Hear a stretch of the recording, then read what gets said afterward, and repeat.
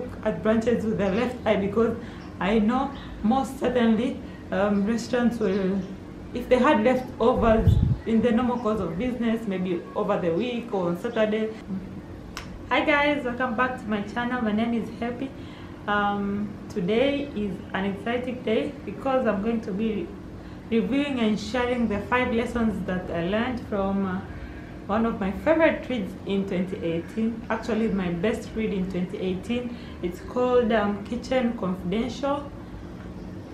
Here for a closer look, read it on my Kindle by Bourdain. Kitchen Confidential, Adventures in the Culinary Underbelly by Bourdain. So welcome. So you might ask, who is Bourdain? He was American's top chef, one of American's best chefs, celebrity chefs. He was a writer. He wrote a couple of books. He was a travel documentarian. I think he had a documentary. He had a couple of documentaries with CNN on love of food, so he was going to different places. I know there's another book he has written about.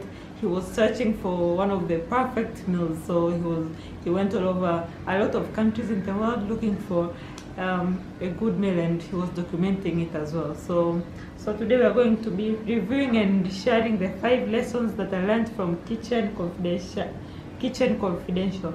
So the book is about, you might think, okay, Bourdain is a chef, and you might think, okay, he's written a book, so it's going to be about cooking and whatnot. But surprisingly, when I read it last year, it taught me more about my career and than food. Of course, it gives us some tips. If you go through the book, it gives you some tips on how to cook and whatnot, and what actually happens in the kitchen, the bad, the good. But when I read this book, it actually made me appreciate my job more. And you know, sometimes there are points in your career where you take a couple of things for granted. Maybe you might be showing up late, maybe you're not as motivated as you would want to be, and you might reach some point in your career and you're not as motivated. Maybe you don't do the best jobs and whatnot. So I read this book in 2018, and it really helped me in terms of my career, because he was just saying that you have maybe things like showing up on time or doing the best, whatever the outcome is, whether you feel appreciated or not. But he really taught me that when doing things, maybe a job or what, you just have to give 100% of everything you can in whatever you're doing. So today I'm going to be sharing with you 5 lessons that I learned from this book. I hope they're going to be 5, because I think there are just so many.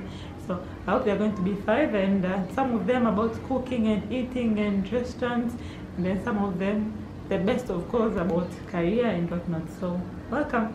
So the first thing that I learned after reading this book is about brunch. So maybe brunch is not the best time to go for meals. So I'm going to read what he wrote. Brunch menus, an open invitation to the cost-conscious chef, a dumping ground for the odd bits left over from Friday and Saturday nights, or for the scraps generated in the normal course of business. You see a fish that would be much better served by quick grilling with a slice of lemon, suddenly all dressed up with vinaigrette. For vinaigrette on the menu, read preserved or disguised. So yes, I know that brunch is usually marketed, and you feel like you're getting so much food, and usually maybe there's champagne or there's alcohol or whatever, and it is marketed that you save money because you have like a buffet and whatnot. But after reading this book, I look at brunches with the left eye, because I know most certainly restaurants will, if they had leftovers in the normal course of business, maybe over the week or on Saturday, so they're most likely going to dress it up and serve it as brunch. So if they have anything, maybe leftovers or what, they can easily recook it, and then it looks very good. But normally you would find that particular dish, maybe it was not supposed to be there, or it would have been expensive. But if it was already maybe cooked or what, but it has been preserved, then they can serve it as brunch. So maybe brunch is not the best thing to go for. And I'm going to read again what he has written. Remember, brunch is only served once a week on the weekend. Buzzword here, brunch menu. Translation, old, nasty odds and ends, and $12 for 2 eggs with the free banana. So brunch being served once a week. So maybe some restaurants will be putting up the things that they cooked midweek or close to the end of the week, and then just cooking it up again so that it can be for brunch, and you are there paying expensive so that you can enjoy that brunch. Lesson number 2 that I learned after reading this book by Anthony Bourdain is about cooking like a pro. So you want to cook like a pro, what should you do? Best, he advises that try as much as possible to use fresh ingredients being out the best flavor in food. Try as much as possible to avoid ground things. I know most of the time we go to the supermarket and everything is ground cinnamon, ground garlic, ground everything, but most of the time, and he calls ground spices soda. So he says, so that sodas that they sell you at the supermarket, throw it. So as much as possible, whether it is garlic or what, try as much as possible to use the very best but fresh ingredients, even if they are few, and then your food will taste like a pro. So the third lesson that I learned after reading this book, Kitchen Confidential by Anthony Bourdain, is about career. He says that give 100% in your job. Give 100% in your job. So Anthony Bourdain, there was a time in his career where he used to go to kitchens that are not doing as good, and he was going for the money, but he always says that give 100% of your job. So here he says, I'm never going to sneak home again, knowing I fucked up. I'll call Steven, who was his co-chef, in one of our many post-game analysis sessions. Things go so here, it won't be for lack of trying on our part. I ain't never gonna dog it. I'm never going home at the end of the shift feeling ashamed. I don't care if the crackpots we work for deserve it or not. We are gonna give 100%. We're gonna fight DNB over and over every night. I don't care if we lose the war. We are professionals, man. We are the motherfucking A-team. The prawns from Dover, cool breeze. Ain't nobody ever going to say we dropped the ball. Let the side down. Let things slide. So there was a time he was getting jobs, but not at the best restaurants. Maybe restaurants that were just going to close down. But he always told himself and told like his caution, let us give 100%. Even if things are not going to work out, we are not going to go home feeling that we didn't do our part. So let's give 100%. We should not care whether, so in this case, you shouldn't really care whether maybe if it is your boss appreciates you or not, or whatever it is with your management or what, but give 100% or even more in your job, and don't go home knowing that you gave less than 100%. So this was a really important message for me in my career, because it taught me that whatever happens, the outside, just give. If you are being paid to do something, do it. And even if the pay is not as good, but just give 100%, and with time you'll be appreciated. Even if it is not in that current job that you're doing, but in your next job, you should always strive to give more than 100%. Lesson number 4 that I learned, and this is a follow-up from the previous lesson, is he was saying that you should be committed.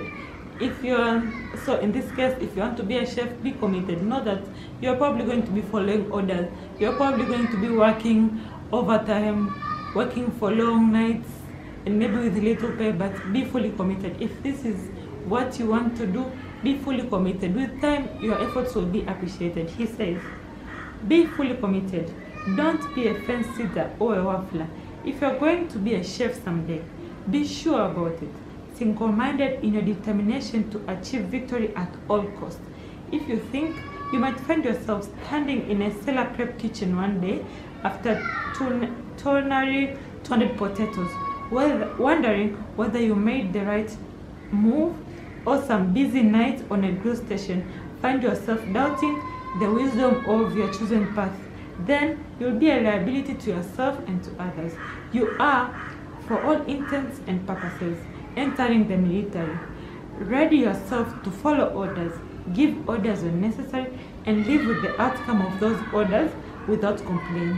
Be ready to lead, follow, or get out of the way. So he says that for this reason he hates people who slack on the job work. So be fully committed. If you know that this is what you want to do in maybe your career work, be fully committed. Don't go 50-50 thinking that okay, maybe this is not the, I'm just doing it for now. No, if you want to do something and be successful, be fully committed. And the fifth lesson that I learned from this book is you should be prepared. Not everything is going to be fair, but don't be someone who really complains or really minds that okay, maybe someone else is being paid more than I am, because sometimes if you overthink things that are not fair but are happening, it might just screw you up and you'll just be depressed. And I think it's really important, as much as right now we would want maybe there should be equal pay or what, sometimes that is not the reality of our jobs. So if we are to succeed, just do your job, and sometimes maybe you should not overthink about the injustices that are happening. So I read what he wrote. Be prepared to witness every variety of human folly or injustice without it screwing up your head or poisoning your attitude. You will simply have to enjoy the contradictions and inequities of life. Why does that person, lazy ass busboy, take home more money than me? That sous chef? That question should not be a question that drives you to tears of rage or frustration. It will just be like that sometimes. Accept it. Why is he or she treated better than me? Accept it. How come the chefs get to loiter in the dining room playing kissy face with inside minor celebrity here while I'm working my ass off? Why is my hard work and dedication not being sufficiently appreciated? These are all questions best left unasked. The answers will drive you insane eventually. If you keep asking yourself questions like this, you will find yourself slipping into martyr mode, unemployment, alcoholism, drug addiction, and death. So sometimes, okay, we shouldn't say that we shouldn't want injustices to happen, but sometimes they do happen. So if you're going to sit there complaining and complaining, if things don't change, you might get depressed. You might adopt some bad attitude. So the best way sometimes is to just let it go, do your work, and with time, hopefully, your efforts are going to be appreciated. So this was my best read in 2018. Have you read this book? If you've not read this book, please do read it. It is not really about cooking. Okay, it is, given he says how he got his where he got his level of cooking and whatnot, and his journey from the bottom basically to where he got. But I think it's just a book about life, and if you're really keen on it, I think you should really read this book. This was my best read in 2018, and I read it this year, and the lessons I learned are still fresh. So if you have read this book, let me know in the comment section below, or if there's any other book you'd want me to read or you think is a good read for me, please let me know. If you've not subscribed to my channel, please subscribe, and until next time, bye.